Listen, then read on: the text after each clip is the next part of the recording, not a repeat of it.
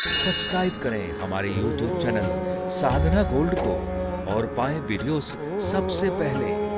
Bell icon दबाना ना भूलें।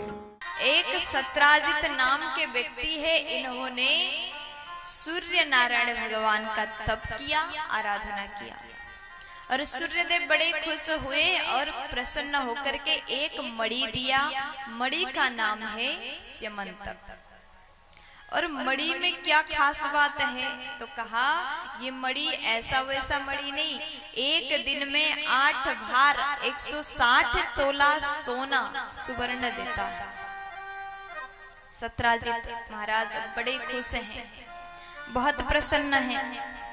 तो एक दिन मणि को धारण करके भगवान कृष्ण के सभा में पहुंचे, जहां भगवान कृष्ण जी महाराज अपने सभा में विराजमान हैं और हजारों प्रजा भगवान के सभा में विराजमान हैं।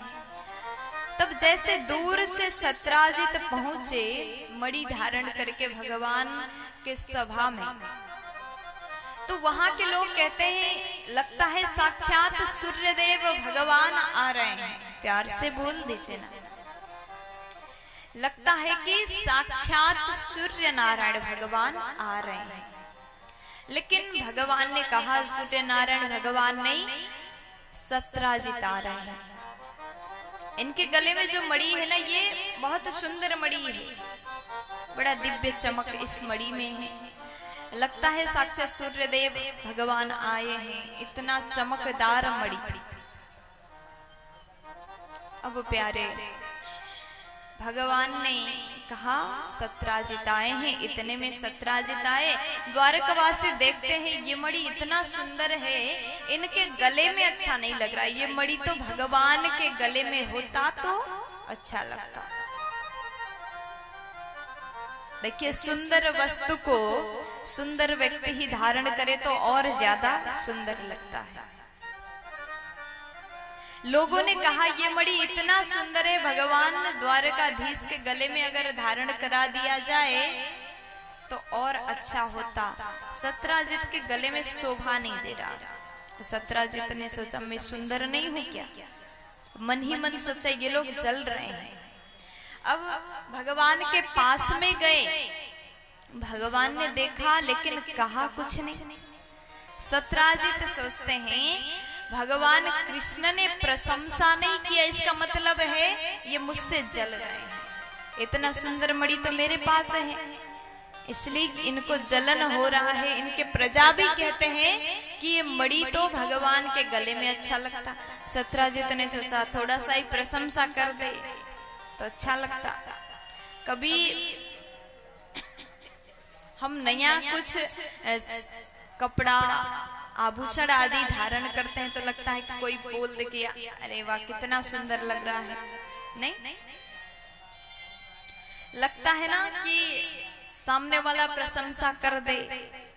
कोई सामने वाले प्रशंसा कर दे तो लगता है कि वास्तव में हम तो बहुत सुंदर हैं।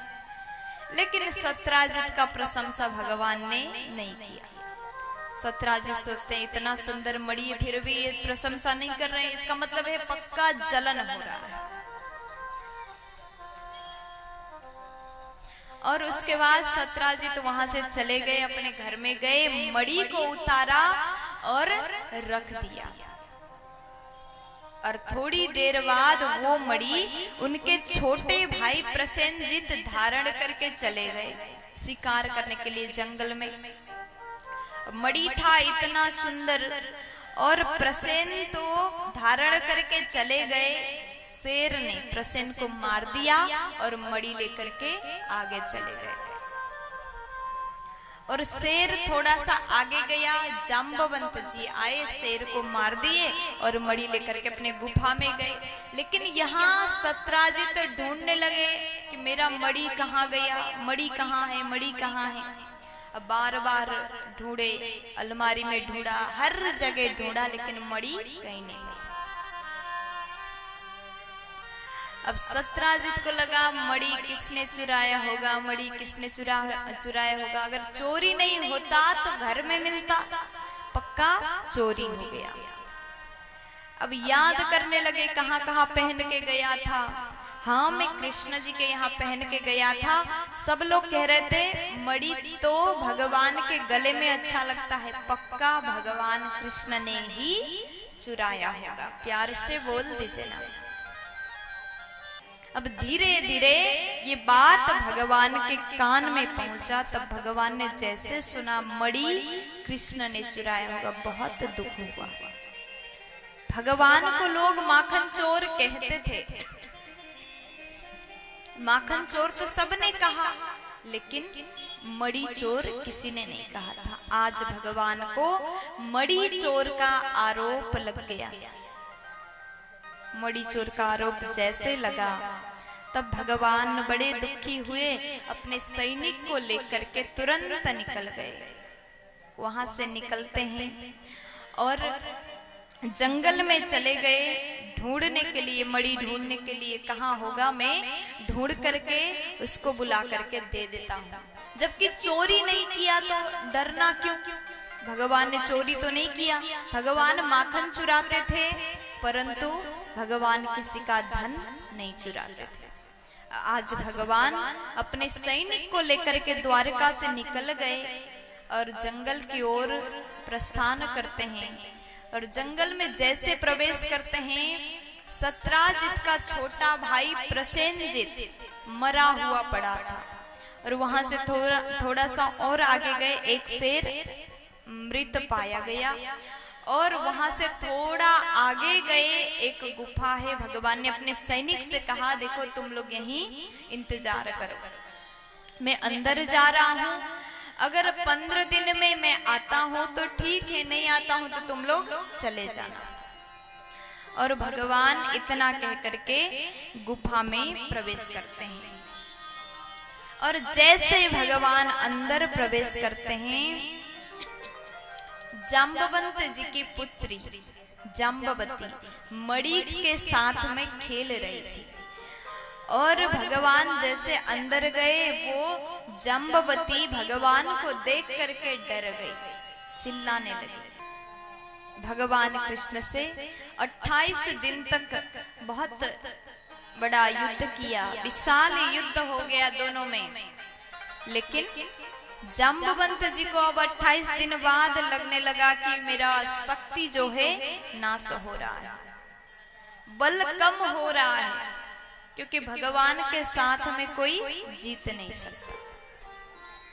आज जाम्बवंत जी समझ गए, पृथ्वी में ऐसा कोई भी व्यक्ति नहीं है, मनुष्य नहीं है जिसको मैं जीत ना सकूं, जो मुझे हरा दे, ऐसा कोई भी नहीं है। लेकिन आपके बल को देख करके मैं समझ गया, प्रभु आप तो मेरे राम हो और आप ही मेरे श्याम हो। जाम्बवंत जी महाराज कहते हैं, प्रभु आप ही मेरे राम हो और अभी आप कृष्ण बन के आए, श्याम बन के आए हो तो मेरे राम ही। चरण में गिर पड़े, प्रणाम किया, प्रभु मुझे क्षमा कर दें, मैं आपको पहचान नहीं पाया।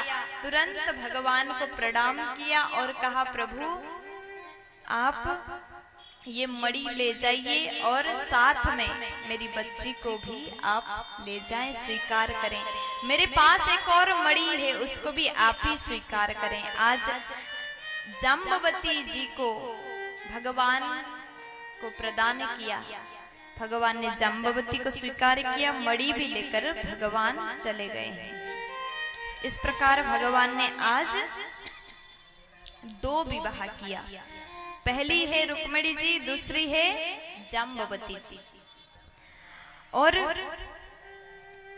उसके बाद सत्राजित को बुलाए, कहा ये मणि जो है आप रख लो, मैंने चुराया नहीं था, लेकिन आपने जो आरोप लगाया था ना, इसलिए मैं ढूंढने गया था और आपका मणि ये मिल गया, आप रख सकते हैं। सत्राजित ने जैसे सुना बहुत लज्जित हो गए, मैंने ऐसे भगवान को आरोप लगाया, जबकि भगवान ने मणि नहीं चुराए थे, मैंने ऐसे ही बोल दिया, बहुत शर्म आ रहा है उनको।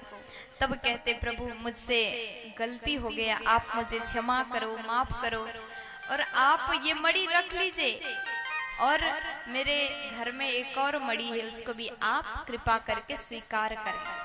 तब भगवान ने सत्राजित की पुत्री सत्यभामा को स्वीकार किया। भगवान कहते राजन ये मणि मुझे नहीं चाहिए, रख लो, आप ही रख लो, और यहाँ से जितना सोना निकलता वो देते जाना। देखिए मणि रखने से सोना नहीं आता था, उसका विधिवत पूजन करना पड़ता था, तब जाकर के सुवर्ण आता था।